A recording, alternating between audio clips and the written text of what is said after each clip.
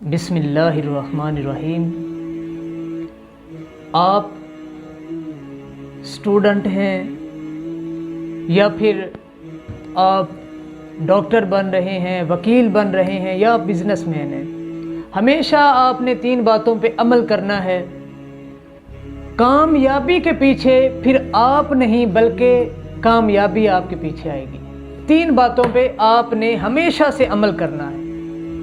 وہ 3 باتیں کون سی ہیں؟ پہلی تو اللہ رب العزت کی بندگی، اللہ رب العزت کے احکامات کے مطابق اپنی زندگی کو ڈھالنا، اس کے احکامات کے مطابق اپنے آپ کی زندگی کو چلانا، پہلا۔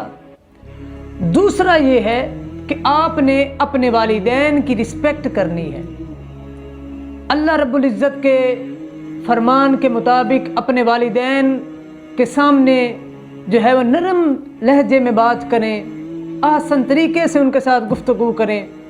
اور تیسری بات یہ ہے کہ آپ نے ایسے شخص سے کبھی بھی دوستی نہیں قائم کرنی جو آپ کو یہ کہتا ہو کہ یہ کام تو آپ کر ہی نہیں سکتے۔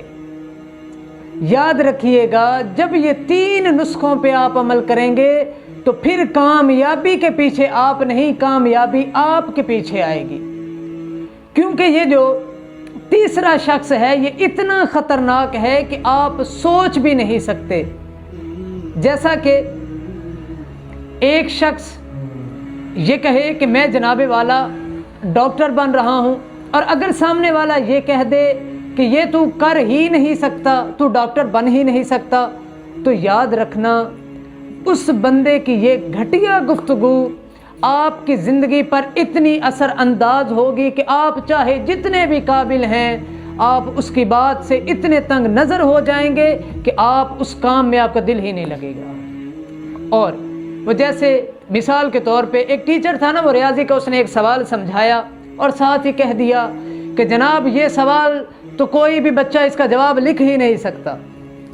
کیا ہوا؟ اگلے دن پوری کلاس جو ہے وہ پوری کلاس والوں نے وہ سوال نہ کیا، ایک بچہ تھا اس نے آ کے وہ سوال کر کے استاد کے سامنے رکھ دیا۔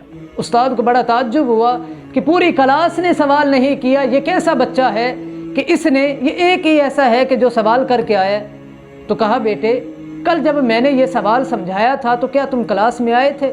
کہا استاد محترم بات سچی کرتا ہوں، اصل میں یوں ہوا جب آپ سوال سمجھا رہے تھے تو میں پیچھے ٹیبل پہ بیٹھا ہوا سو رہا تھا، میری آنکھ لگ گئی تھی، اس لیے میں آپ کو سچی بات بتا رہا ہوں۔